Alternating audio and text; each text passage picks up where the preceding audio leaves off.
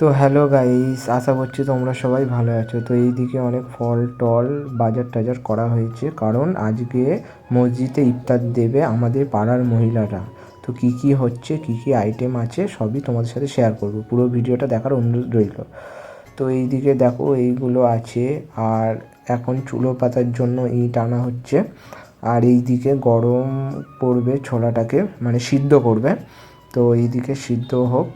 আর এই দিকে যে দিদিভাইটা শসা কাটছে, এই দিদিভাইটা পুরো রান্নার দায়িত্বে ছিল, আর বাকি পাড়ার দিদিভাইরা সব যে যার মতন কাজ করছে। এইদিকে ছোলা সিদ্ধ হচ্ছে। তারপরে আমি দেখলাম যে এইদিকে পায়েসও হবে।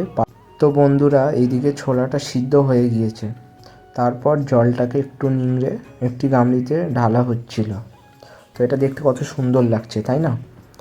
তারপর এইদিকে কড়াই তেল গরম হচ্ছে।